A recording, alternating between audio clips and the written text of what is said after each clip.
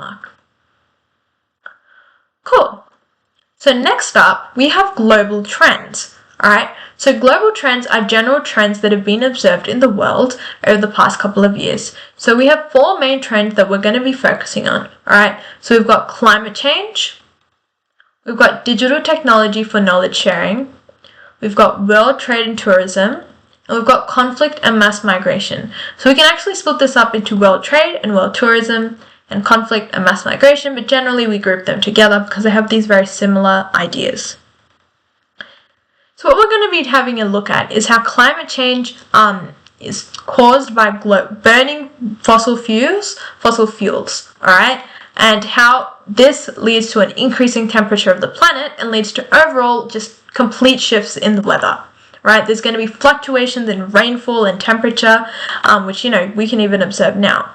Right, and then there are these sub-aspects of climate change that we need to focus on in HHD. We've got rising sea levels, changing weather patterns, and more extreme weather events. Okay, so these are the 3 aspects of climate change that you need to refer to in your answers. Right, you need to at least talk about one of these. So, a direct effect of climate change is rising sea levels, right? And a direct effect of rising sea levels is that many individuals in low-lying areas especially need to relocate.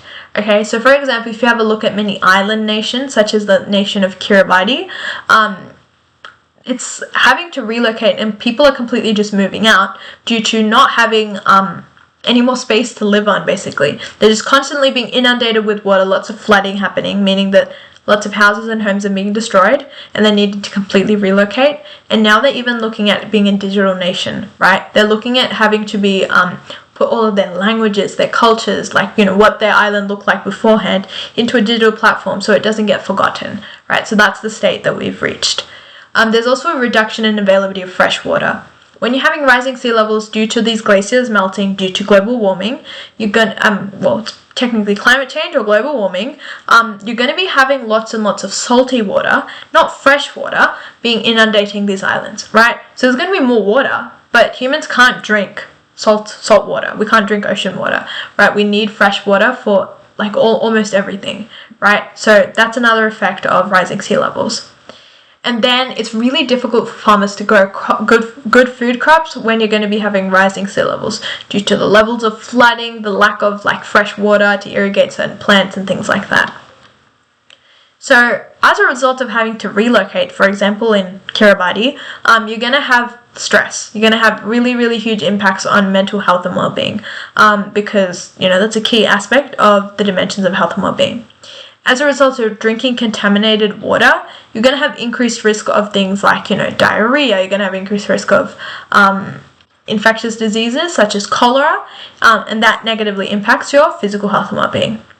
And, many, many countries are going to be having to face this issue of, having to fight to gain control over fresh water, right? So there's increased risk of conflict and war due to global warming, due to the rising sea levels, meaning that people need fresh water and having to fight. So as a result of conflict, there's going to be less peace and harmony, causing negative impact on spiritual health and well-being. Then of course you're going to have violence and things happening, which negatively impacts physical health and well-being. So yeah, many it's a very sort of domino effect caused by climate change. Then we have more extreme weather events. And as a result of that, specific examples are floods, droughts, bushfires, heat waves, and then natural disasters can leave lots and lots of people homeless, right? And you're going to have lots of people, having no food, water, home, shelter, losing their family members, losing their friends, losing their workplaces, and their schools and things like that, right? So lots and lots of domino effects. So as a result of natural disasters, there's going to be more displacement, right?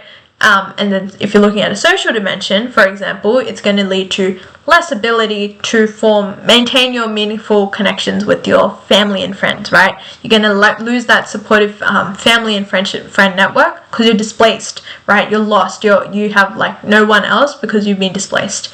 As a result of your spiritual health and well-being impacted, you're going to have, less peace and harmony, less sense of belonging, due to all the negative emotions associated with displacement. As a result of destroyed infrastructure, like your homes, you're going to have lower personal resilience maybe, you're going to have lots and lots of negative emotions, you're going to have increased stress and anxiety, and all of that leads to, probably destroyed emotional and mental health and well-being. And then as a result of changing weather patterns, a direct effect is that there's going to be a change in the type of crops that can be grown, right? So if, for example, we've got a tropical area suddenly, having these really lots and lots of cyclones and things like that, you might no longer be able to grow that specific type of fruit, for example, bananas. And then you're going to have lots and lots of changes in the type of food that can be grown. Farmers might not be able to adapt to that, right? Because once you've sort of created this entire area to grow bananas rather, and then now you can't because of the changing weather patterns, there's going to be lots and lots of issues with food shortages, fresh food shortages, due to the extremes in temperature and the increased air pollution as well. Right? For example, if you had looked at New York, there was all that air pollution. That obviously can lead to lots of ventilation issues. You're breathing in all this really toxic, harmful air, and that's going to cause lots of impacts on health and well-being. Right? So these unpredictable rainfall patterns can lead to stress for farmers, leading to, negative mental health and well-being. And poor air pollution can lead to respiratory diseases, for example, asthma or chronic obstructive pulmonary disease, which is COPD, which can lead to physical health and well-being being compromised. All right, so these are all the very, very real effects of climate change that you need to know for HHD. All right, and unfortunately, many that you could see in real life right now. And any time you're asked a question about climate change, you're going to only be able to talk about negative implications, right? So whilst for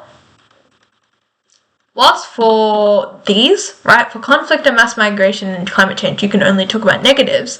For world trade and tourism and for digital technology and knowledge sharing, you could talk about both the positives and negatives, alright? So there's lots and lots of different things that you can talk about here, but for HHD, please only talk about the negatives for these. Don't start talking about the positives of conflict and mass migration, as generally for health, it's not applicable. However, there are things like, technologies and things being developed as a result of, dealing with climate change and wars, but we're not focusing on that in HHD, so please only talk about the negative stuff for those two, and then be more nuanced for these two. Cool. So yeah, we're just talking about it. Alright, and then for conflict and mass migration, there really are only negative implications, right? So as a result of conflict, you're going to have risk of personal injury. Many women and children are at much higher risk of physical violence and abuse in conflict, and that can negatively impact your physical health and well-being because you can, have injuries, you can have more stress and anxiety, a lack of optimism about the future, and then social health and well-being, you might not be able to make as much meaningful connections with other people, due to, facing that trauma. And then the physical environment is often destroyed, and infrastructure is often destroyed in conflict, right? Meaning that things like healthcare services, they might be completely packed or destroyed, meaning that physical health and well-being, those wounds and things can't be treated, right? You might have more people dying of things like septic shock due to, in fact, the wounds not being treated and getting infected, okay? You're going to have lots of people dying due to not just, not having their medication that they need to live, and as a result there's going to be lots of death and more diseases.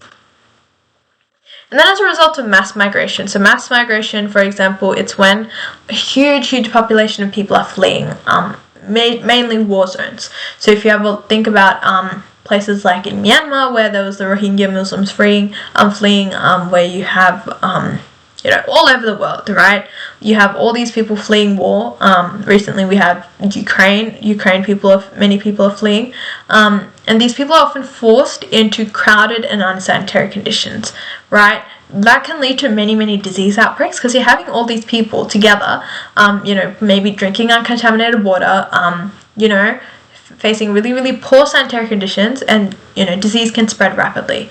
Right, so you might have cholera outbreaks, you might have typhoid outbreaks, and that can lead to negative impacts on physical health and well-being. And then when you're fleeing war, you're unable to go to work and school, right? Because you're fleeing your country. And that can lead to negative impacts on social and spiritual health and well-being, because you're losing that sense of structure, that sense of connection to other people, because you're in that constant state of, fear about what's going to happen. And then displaced women and children are at much, much higher levels of gender-based, domestic, child and alcohol-related abuse. Okay, and that can, obviously negatively impact all of the dimensions of health and well-being. So again, conflict and mass migration only have negative implications on health and well-being. So only focus on that stuff just for those two global trends. Okay, and the skill here is to be able to analyze the implications on health and well-being on global trends, right? So you might be given a question: how does climate change impact health and well-being? You're going to say it does this, negatively impacting this dimension. It negatively impacts this dimension. Same with conflict and mass migration. However, now we're getting to the things that have both positives and negatives. Okay, and that's where you start talking about, one positive implication of world trade is blah blah blah, positively impacting health and well-being. However, a negative one is this. Okay, so we're going to have a look at examples of what I mean. So as a result of world trade, so increased world trade, right, we have more and more countries nowadays trading between all these different countries. There's going to be more job opportunities for local workers, and that can increase your financial security, improving, almost all your dimensions of health and well-being. Because they're able to access money, to be able to afford food and things, healthcare services, whatever it is. Export growth and trading opportunities promote gender equality generally, and that promotes your mental health and well-being, right? Because more jobs also includes more women generally, being able to be involved in the workforce, and there's also going to be increased national economic growth. Okay, and that improves your infrastructure, like your healthcare systems, your public transport systems, your roads, etc., and that improves your physical health and well-being. However, as a result of increased world trade, you're going to have many women and children being exploited for labour. Okay, and that can lead to increased injuries and in many instances death as well. If, for example, we look back a couple of years ago, there was the Rana Plaza collapse, in which a popular American corporation's sweatshop in Bangladesh, it's called the Rana Plaza sweatshop, was basically entirely collapsed due to the poor work environment, and as a result, many people got crushed and unfortunately died.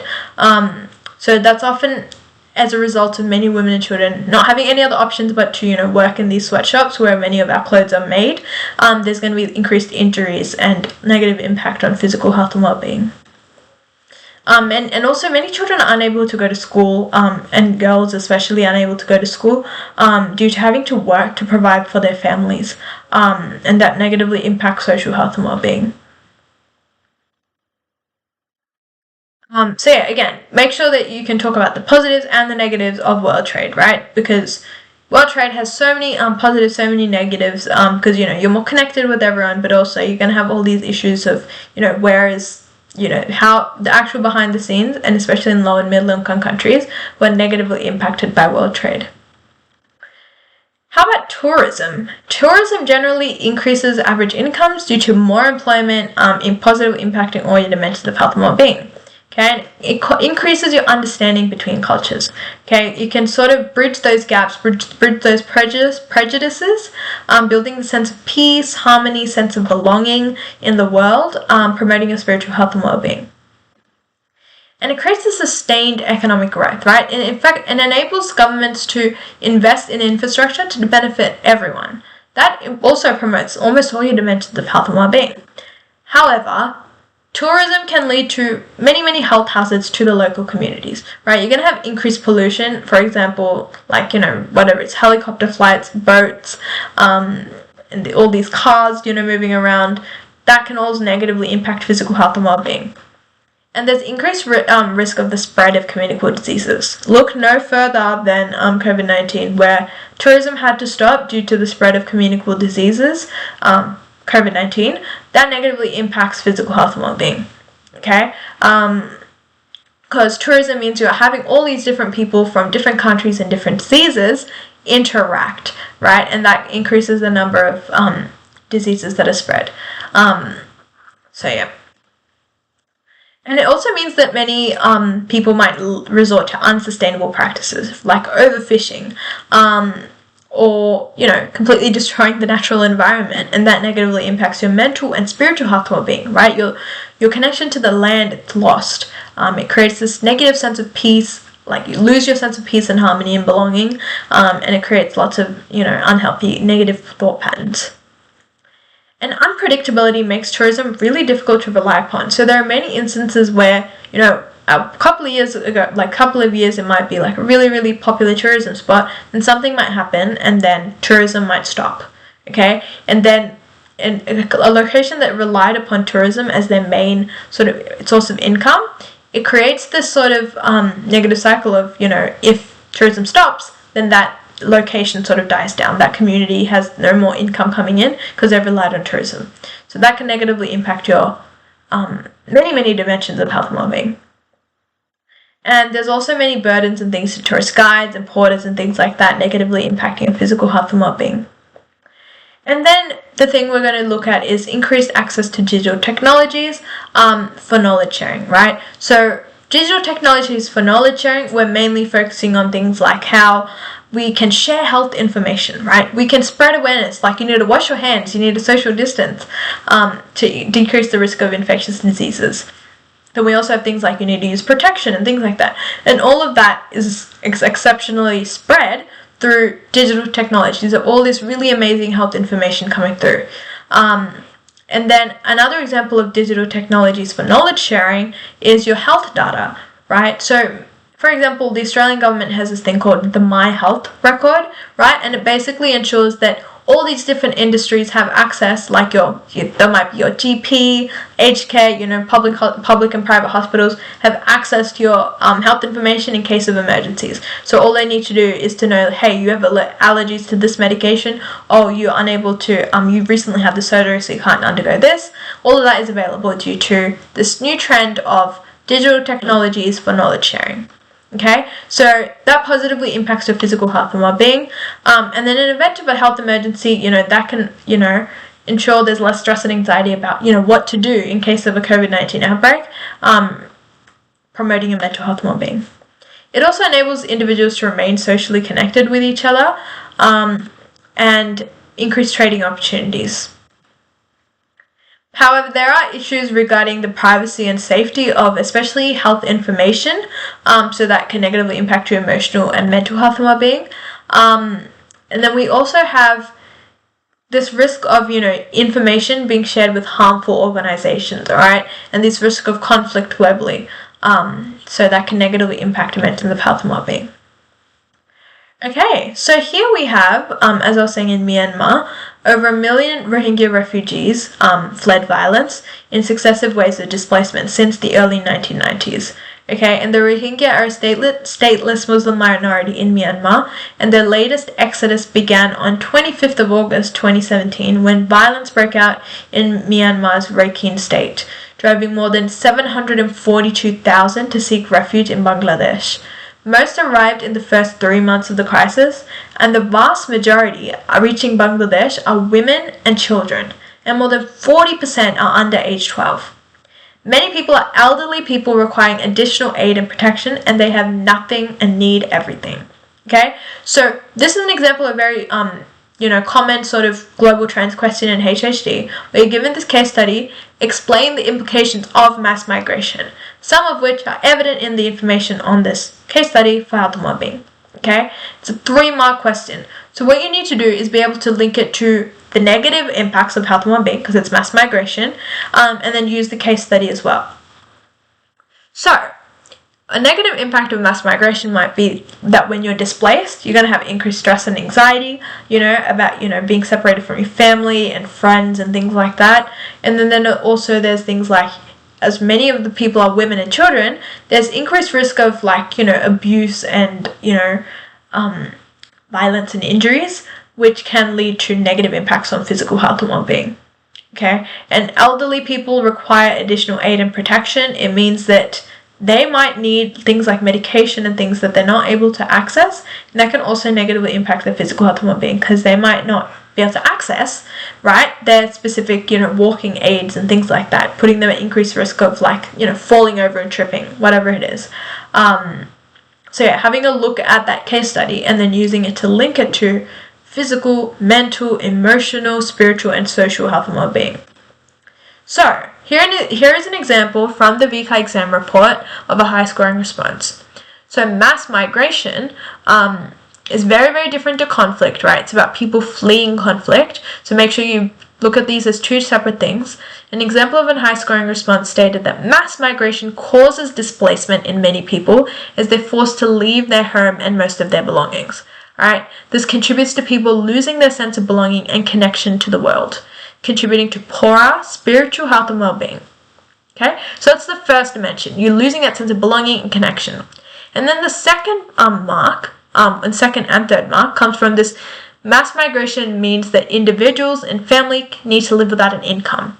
Okay, and this increases levels of stress and anxiety, contributing to poorer mental health and well-being.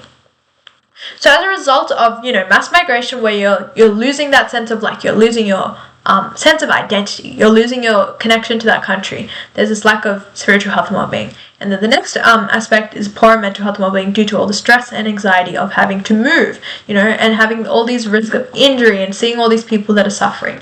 All right? So really, really, unfortunately, very, very sad things happening there.